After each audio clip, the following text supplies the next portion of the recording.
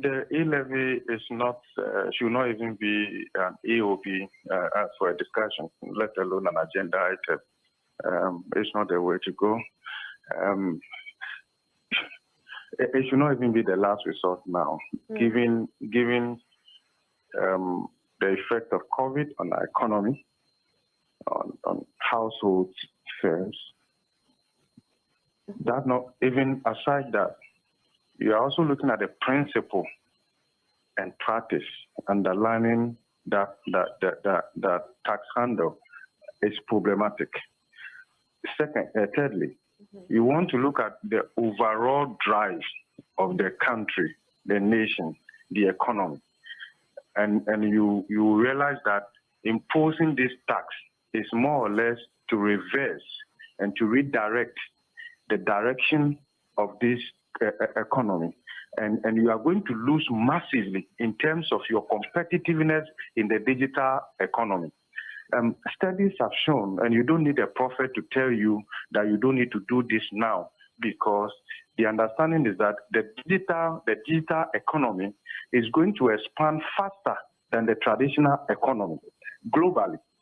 And if you look at the digital economy in Africa, the projection, okay, even the internet economy alone, it was worth $180 billion.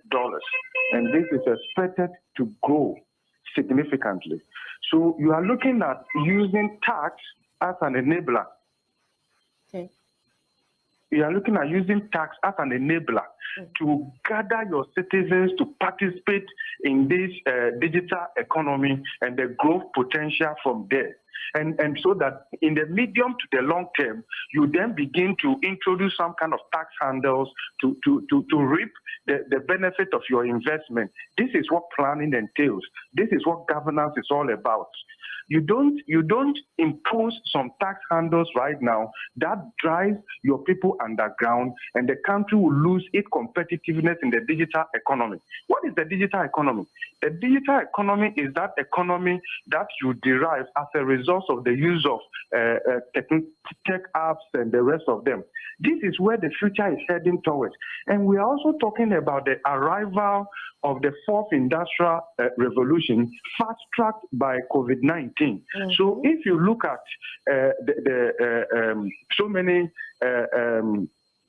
in terms of network readiness and technological infrastructure that we need to put in, government alone can't do that. You need the private sector to also feed in.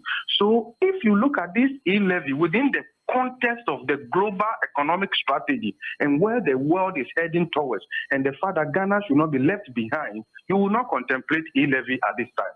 Okay. You will not. Okay, Prof. So if I understand, E-levy is not the issue, but the time they want to implement it is the problem. So there are knock-on effects where government could get more tax revenue. Okay, so for instance, we know that there's a problem. Call it a problem.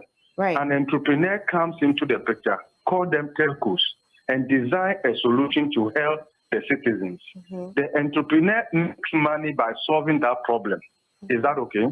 So there are fees imposed currently when you use Momo and all the other these things.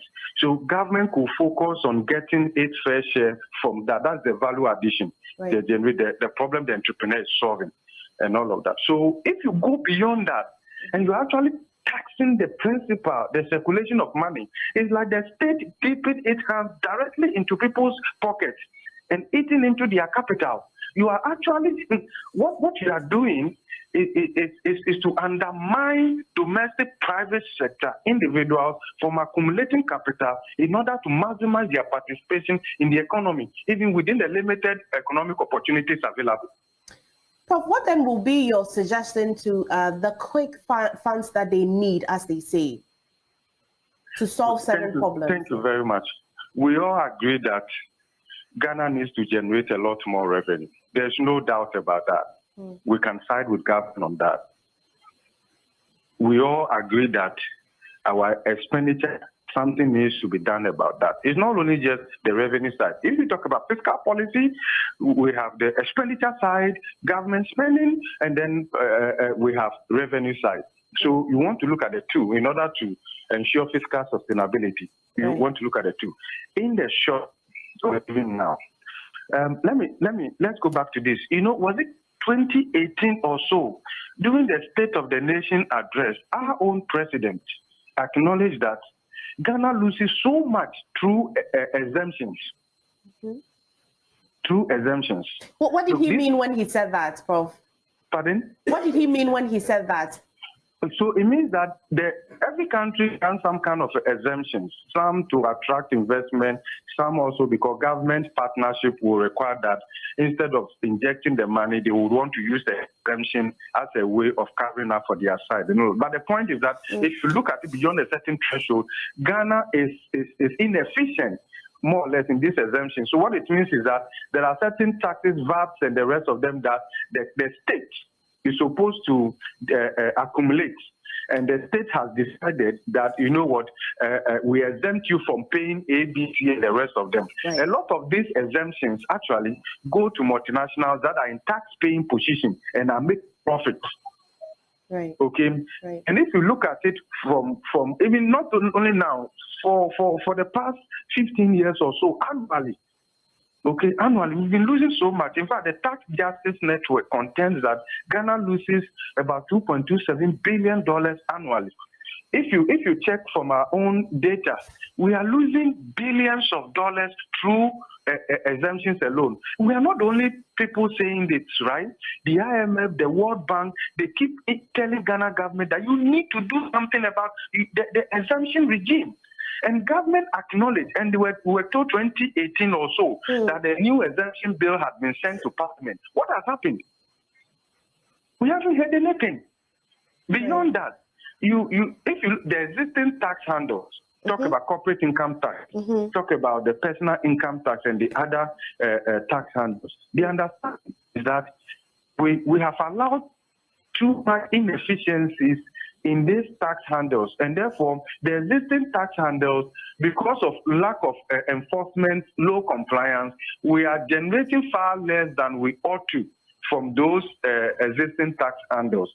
Perhaps not that much profit, but if we could enforce better and deploy greater digitization and all of that, the understanding is that we could actually make in a lot more money there. These are the things that you focus on. You don't explain your failure by introducing new tax handles, which are a bit more regressive, which is anti-growth in the digital era. Then let me tell you this: we have documented that Ghana loses as much as we are able to collect by way of tax revenue. How much are we able to collect? 12.46% of GDP. Let's call that one our tax effort.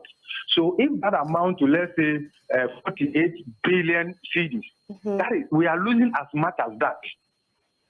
You know what I mean? Yes. We don't consider new tax handles. There is so much good gain or realize by blocking the leakages in the revenue envelope. And these leakages are not like things that lead to the sea or a certain river. These leakages go to individual pockets, right? And the rest. That is why the incentive to do something about this is very low, because people are ultimate beneficiaries of the weak system that we are presiding over.